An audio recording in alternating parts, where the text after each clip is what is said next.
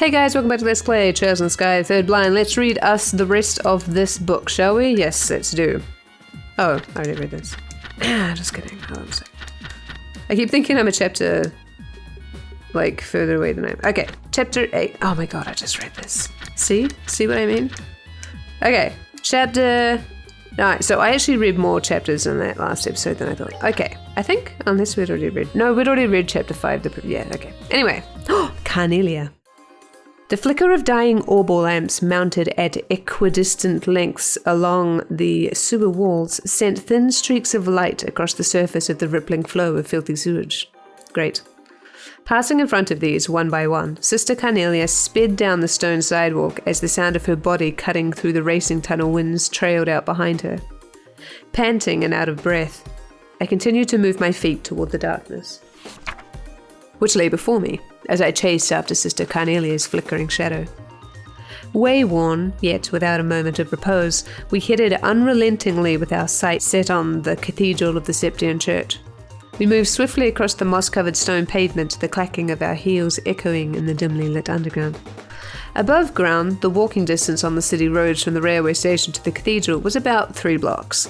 If we made our way up through the drainage ditch just beyond the sluice gate, we would find ourselves in the public square outside the massive sanctuary.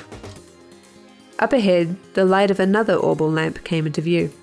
Turning her head in my direction and, without a word, Sister Carnelia extended her right hand outward in a wide motion, indicating that we would be turning their way at the next corner. Then, as if preparing for something, she rolled both shoulders in a grinding motion and relieved the next of her tension with a pop of the neck. Ew, I didn't need to hear this. It seemed to me as though she knew all too well what was lurking within the tenebrous... Is that what they said? Conduit ahead. Tenebrous?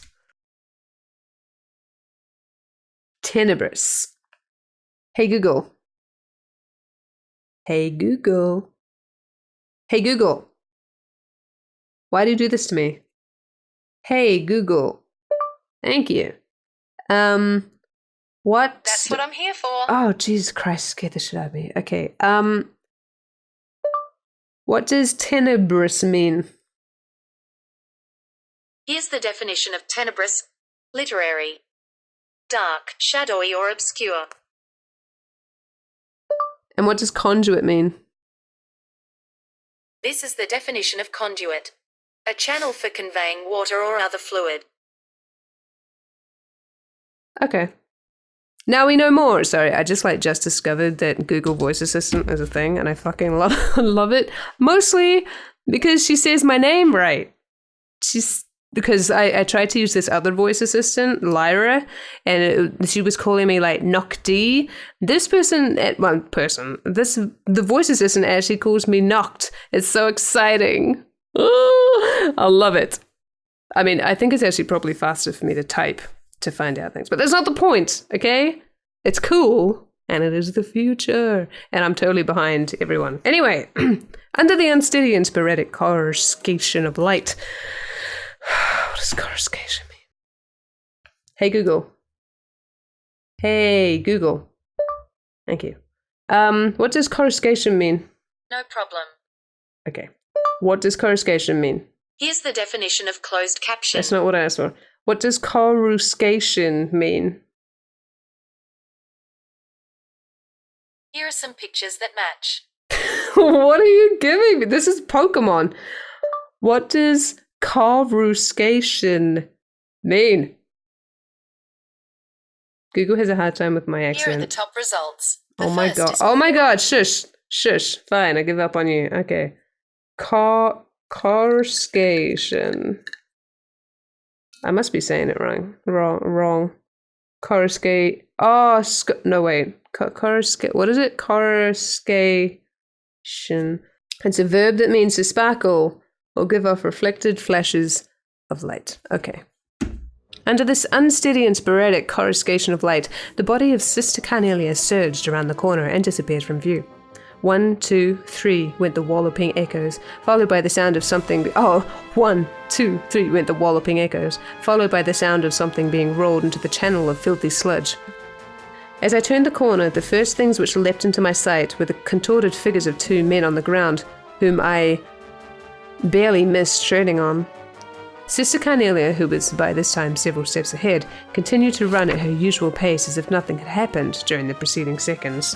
"It's Carnelia!" came an angry but noticeably wavering voice from behind. "Oh, it's wavering? It's Carnelia!" Like that? I glanced to my rear to locate its source, and there I found a man who had dragged himself from the fecal-filled... Ew! Why? Fecal-filled liquid now lying next to his dead comrades, yelling with his dying breath as blood leaked out of his open mouth. Ew, what a way to die. "Carnelia, she's down here," he managed to croak before falling. He's okay. "Carnelia, she's down here," he managed to croak before falling silent and still. Sister Carnelia paid no attention, nor made any effort to look back. I turned my face forward and followed her example. The walls of the conduit leading directly to the sluice gate squared out into an ominous mouth of darkness, seemingly waiting for its next unsuspecting meal. That's so gross. Sister Carnelia gradually slowed her pace to match mine, as I had by this time become completely exhausted and out of breath, even though I've done nothing. "It looks like these guys are dead serious about getting their hands on that item this time," she said, as she focused her eyes on the darkness before us. "So, were those men old friends of yours or something?" I inquired. Sister Carnelia turned to face me with her dark and scarlet eyes. "Is that what you heard from those braces the other day?" she asked. I nodded my head and questioned her no further. With head slightly turned down, I forced myself onward, eyes fixed on the tips of my boots. Unexpectedly, Sister Carnelia opened her mouth and said, "Do you remember that woman you had a run-in with back at the inn?" I nodded slightly. "The whole reason I gave up my life as a mercenary is because I didn't want to meet a tragic end like that," she continued. "A life of no meaning, forgotten by all." I looked up at Sister Carnelia, and seeing a slight show of emotion on the side of her face, heard her repeat the same line of words a few times more before finishing her thought. "If I'm going to cash in my life's chips, then I think it's best that I fight for something worth fighting for. At least that way, I'd be able to leave a legacy of my existence behind." Taking in her words, I ran steadily beside her as I felt a sense of nondescript apprehension slowly begin to creep over me. During the short intervals between breaths, it suddenly seemed as if I were hearing the faint sound of sloshing water from behind, which caused me to prick up my ears and turn my head in its direction. "So you noticed it too, huh, Toby?" Sister Carnelia slowed her step, until finally coming to a complete stop. "They've blockaded us from behind, so there's no turning back now," she said, the direness of our situation heavy in her voice. "Oh, so there's no turning back now." We had arrived at an intersection where the conduit we were in and another crossed paths, and just beyond the wide, fetid flow of sewage water before us, I could see the dimly lit sluice gate. I placed my back against the damp bricks of the nearest wall, and for a moment tried to catch my breath. "They're probably lying in wait for us," Sister Carnelia says stolidly, after glaring across the flowing sewage of the merged channels, and then turning her head to the rear and narrowing her eyes again. "And unfortunately this time, we won't be able to circumvent them." With a sound of composure revealing her utmost resolve, Sister Carnelia took in a few deep breaths. I laid hand on my orbment, gripping it in the palm of my sweaty hand, and then wrapped the strap of my bag securely around my opposite wrist. And as always, Sister Carnelia checked her boots before standing upright. Then, taking a few steps back and holding my breath, I raced forward and darted into the Stygian flow of waste. Alright, chapter 10. The Last Stand. Sister Carnelia made such haste as she aimed for the path on the opposite side of the sludge-filled channel that I could have sworn she was actually running on the liquid surface, based on my observation of the minuscule spatters her feet produced. And of course, she passed me by in the blink of an eye, the space growing wider and wider between us as I continued to trudge my way through the filthy muck. Flashes of magic erupted from the darkness by the sluice gate and ripped through the air in rapid succession, but none of them could overtake the speed at which Sister Carnelia moved. In an unyielding offensive by the shadowed aggressors, the settled feculence in the depths of the channel was thrown... as in like feces? So feculence in the depths of the channel was thrown up in the form of a... Ooh, that's so horrible. Ugh. Of a powerful tsunami. And in the instant before clearing myself from its destructive path, I feared that the terrible wall of sedimented filth would crush me under its weight and bring me to an unsightly end. I'm pretty sure I didn't read these parts of the story before. With a mid-air spin to avoid the last of the oncoming magic, Sister Carnelia flew to the opposite side of the channel with incredible speed. Hurdling the wall of piled-up sandbags, because of course there's sandbags there for some reason, behind which the attackers took cover, she whirled her arms in a ferocious onslaught. One by one, like a row of pins being struck by a weighted object, the line of standing Jaegers crumbled to the ground. Sister Carnelia's attacks were like a whirlwind of death, blurry with the speed at which they struck. They came in advancing at inconceivable angle, is that what it was? Puncturing throats. Ooh, it's raining, I think. Slashing open arteries, and then they were gone. Jesus Christ, so violent. So it was that when I finally reached the cobbled path beyond the stagnant channel, not a soul was left standing beside Sister Carnelia and myself. The cathedral was at the end of a ladder just beyond this gate, she indicated as she flicked dripping blood from her fingers like a child who forgot a handkerchief to dry her wet hands. Her eyes shone with the afterglow of battle.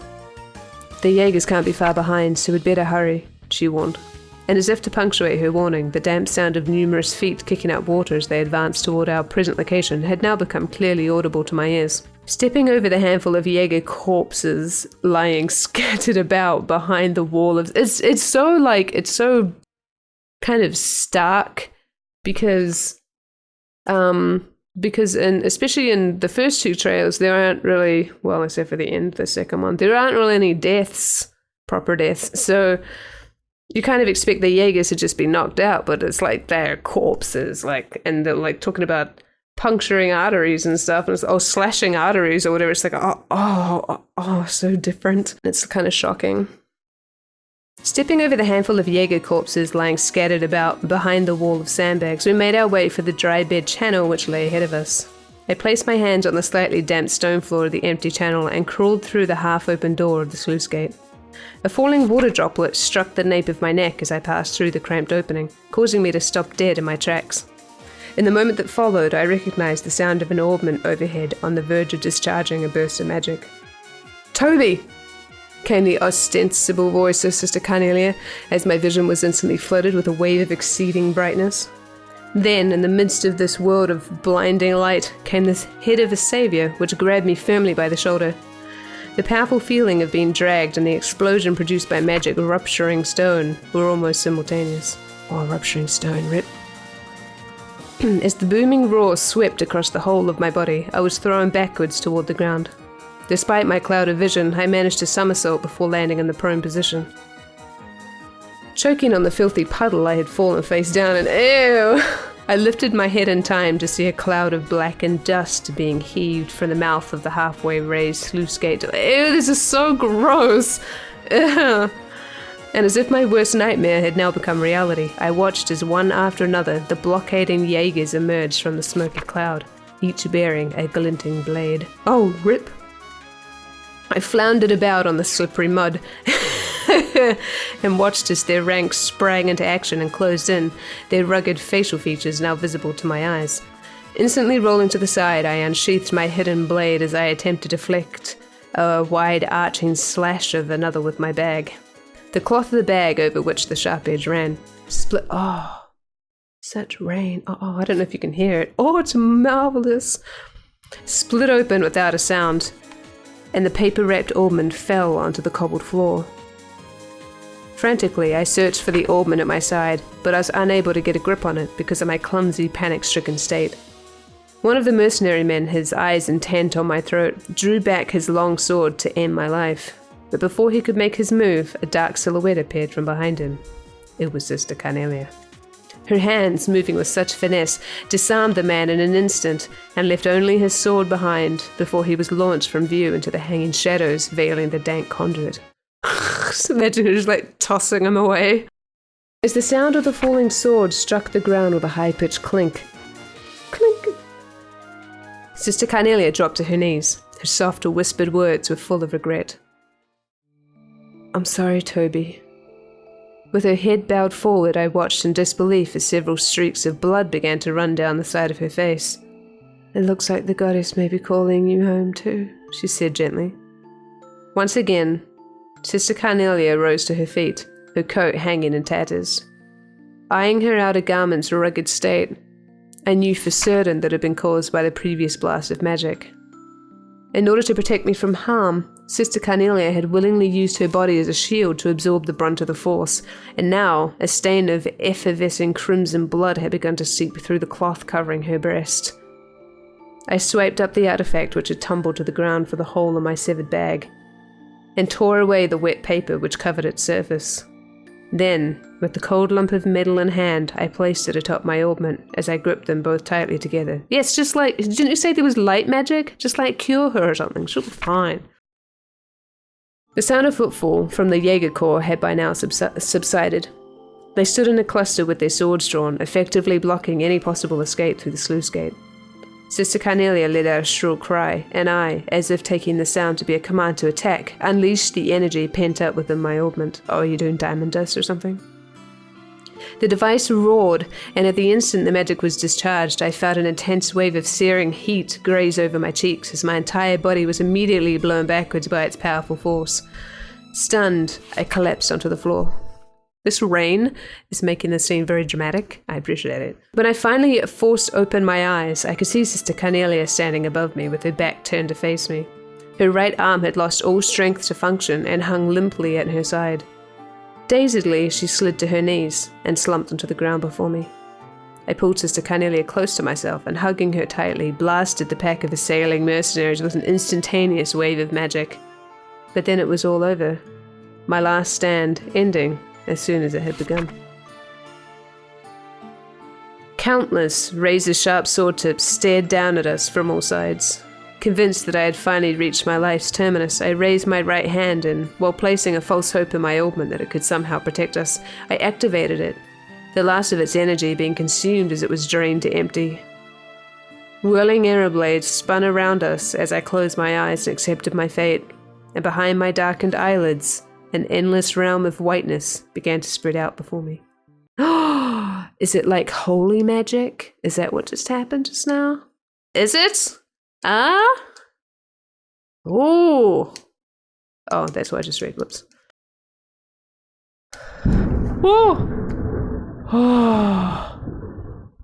Oh, there was a loud sound. Oh, my goodness. Oh, I'm not used to living in a place where you can actually hear thunder. Holy sweet Jesus. Oh, I did not appreciate that sound. Good shit. Oh my god. Anyway, alright, final chapter. Oh, Jesus Christ. Okay. I don't know if you heard that. Holy shit. Alright. I'm scared now. I mean, I love thunderstorms, don't get me wrong, but oh, the rain is so heavy. I've just lived 10 years in a place where you can't really hear the weather. And it feels like it's inside my head. Ooh. Anyway, sorry. I have had such trouble trying to record this last chapter, and I do not understand why. Oh my god. So I did read all of these the last time I recorded, but I'm just gonna click through them just in case there's some kind of achievement for looking through the whole book, because this is a previous save. Oh my god, so I read through the finale chapter, right? But I had some kind of error on Adobe on Audition. It was in Audition. It was great. It was good. So But the first part of that book I recorded okay. Oh, that's right, because I stopped recording because there was a thunderstorm. Yeah, and then I picked it up later that day on the same file, and then Audition crashed, and it didn't like that very much, and then it kind of messed everything up. So that part I'd already recorded is okay, touchwood. I'm pretty sure it's okay, but I have to redo this part again. So here we go. A legacy, never to be forgotten. I was swallowed by the light, only to be spewed moments later onto a patch of hardened ground. The air was filled with the scent of sun-baked earth. Yet, for being the floor of some grandiose heavenly estate inherited by those in the afterlife, it felt quite like the flagstones I had grown accustomed to in my past life. Upon feeling around at my immediate surroundings, my searching hand found soft locks of dishevelled hair. It seemed as though Sister Carnelia had come as well as I to meet our creator firsthand. Gradually, as I lay there, I felt something warm swell within the pit of my stomach. Weary and spent, I just let the feeling spread over me. It was at about this time that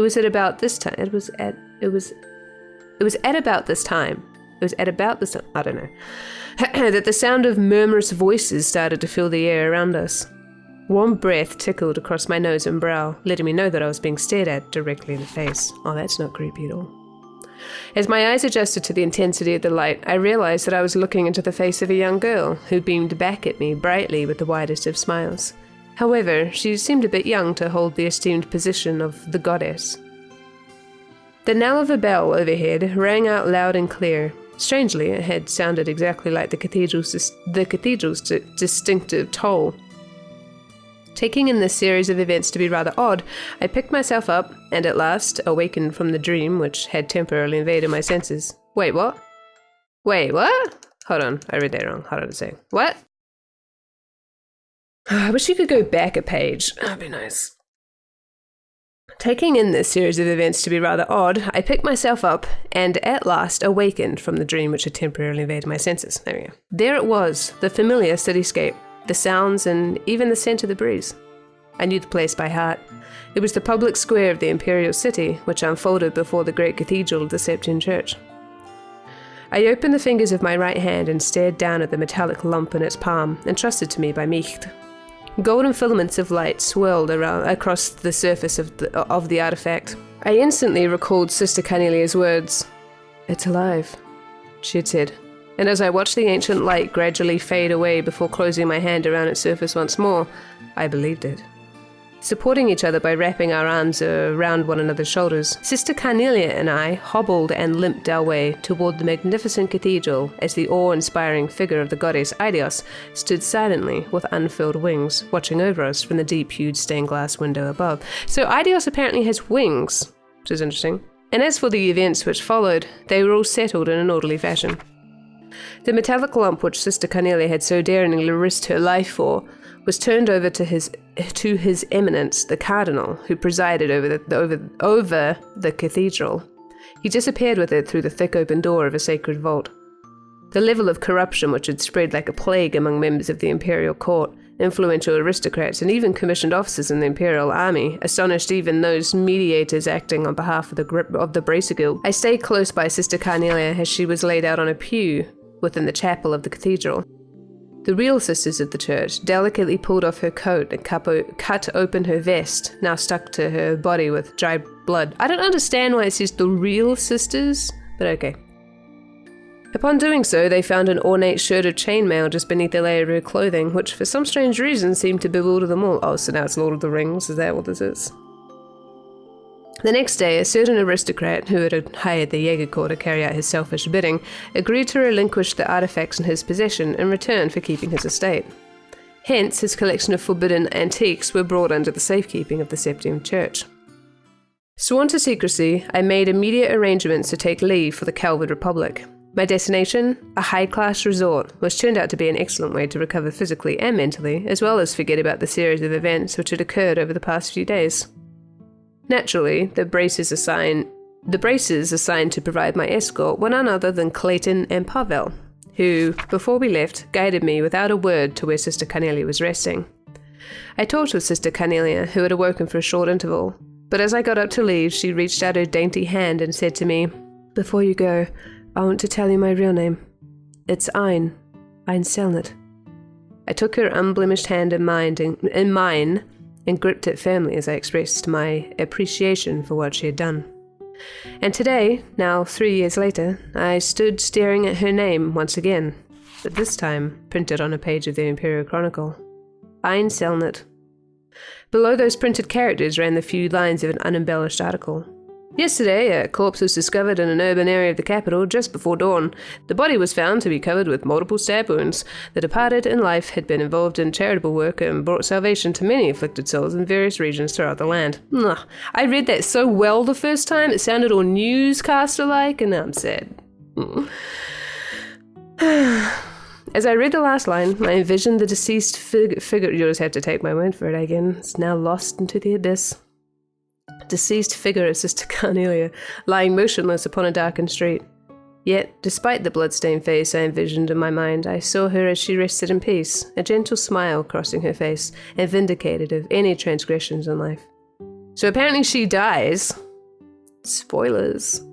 As I rolled up the copy of the magazine in hand, I brushed my hand lightly across the shining bracelet emblem pinned on my chest. Almost 2 years had passed since I converted to my new line of work, which Sister Cornelia had so graciously recommended to me. And finally, I had even become used to using my real name. Toby, came the whisper of Sister Cornelia as it resurrected in my ears. Now only known as Toby, I pressed my forehead up against the cold, clouded window of the passenger car, the refulgent eyes of Sister Cornelia shining brightly like a carnelian stone, forever ingrained in my memory. In my mind's eye, I watched as her coat sleeves trailed out behind her and she dashed away into the darkness of my memories. I do like that little image there, that imagery there. That's quite nice, actually. Opening my eyes, I gazed out through the window glass, and there I saw the bleeding rouge-colored illumination of the Imperial City as it faded away beneath the heavy white fog. The end. All right, we finished this one. I'm going to end the episode here then, and next time we're going to read this book. I hope you like this theme, because, yep, I'm really sick of it. Maybe I'll edit in some other music, actually, like some other, Trails music. I might do that. I think that might be more interesting. Anyway, see you next time on Let's Play Trails in the Sky Blind. Trails in the Sky the Third Blind. Bye-bye.